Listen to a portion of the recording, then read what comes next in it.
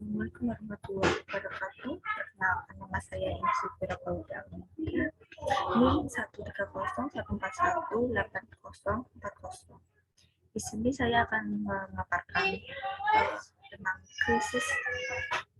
analisis krisis yang berjudul istilah tajam ke bawah tumpul ke atas tentang penegakan hukum di Indonesia yang dilihat berdasarkan kasus nenek Minah yang mencuri 3 buah kakao di perkebunan perusahaan Humpung Sari Antam. Di sini dengan adanya pendapat atas kesenjangan antara wong cilik, mereka orang yang biasa disebut dengan wong cilik, dengan mereka yang memiliki kekayaan dan jabatan yang tinggi seperti pejabat, perusahaan besar, ataupun aparat negara. Kesenjangan tersebut salah satunya adanya perbedaan perlakuan di depan hukum, sehingga istilah tajam ke atas dan tumpul ke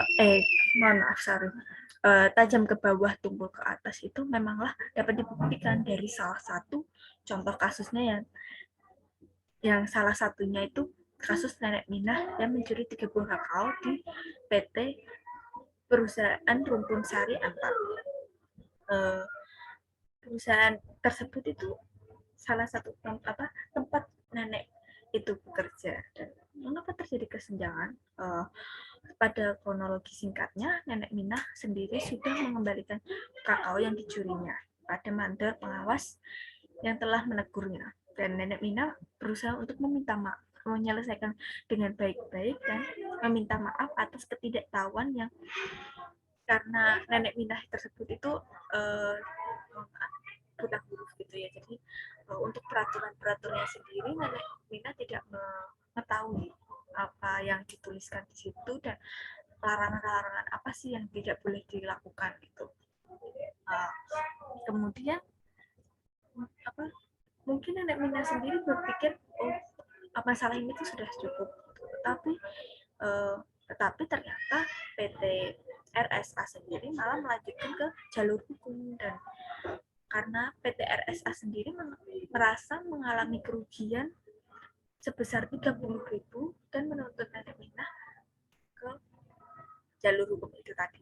Dan dengan polosnya nenek Minah mengatakan sejujur-jujurnya tentang apa yang terjadi dengan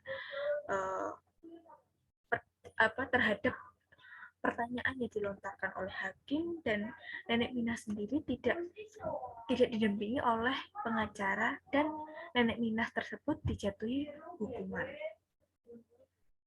Sebenarnya masih banyak sih kasus-kasus kecil yang dapat diselesaikan dengan kekeluargaan dan jalur damai seperti kasus ini tadi. Itu sebenarnya juga bisa, kayak masalahnya itu nggak terlalu berat, dan untuk perusahaan yang PT RSA sendiri itu kan juga tidak mengalami kerugian besar dari hasil perbuatan nenek Minah itu tadi.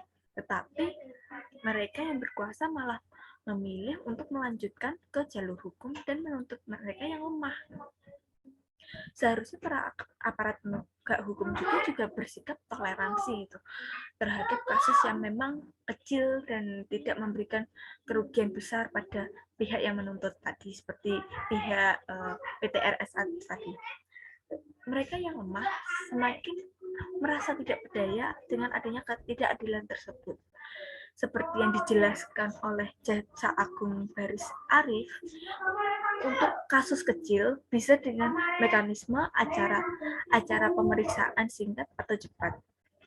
Kebijakan Jaksa Agung sendiri diperlukan untuk mempertegas penanganan kasus yang sebenarnya dengan dua metode acara pemeriksaan. Namun sebelum menetapkan kebijakan tersebut, hasil berpendapat bahwa ini tuh harus ada perubahan KUHP tentang ancaman sanksi dan perubahan KUHP terkait dengan hukuman acaranya. Sebab tidak mungkin dong Jaksa Agung itu mengeluarkan kebijakan yang akan bertentangan dengan undang-undang gitu. Contohnya pada kasus ini tadi, kasus pencurian dengan pasal KUHP dengan pasal 362 kedua KUHP yang seringkali diterapkan pada terdakwa kasus-kasus kecil.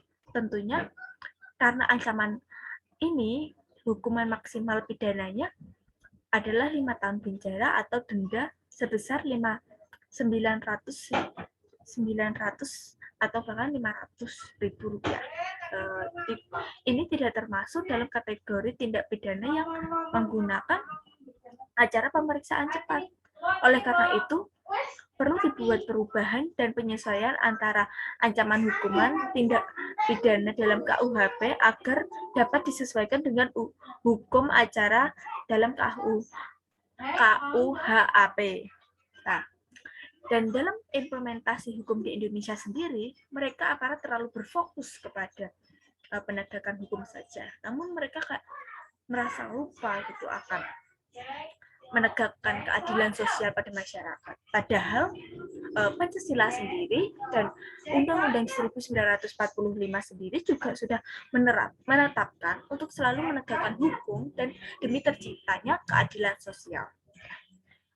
Terima kasih, cukup sekian yang bisa saya sampaikan. Wassalamualaikum warahmatullahi wabarakatuh.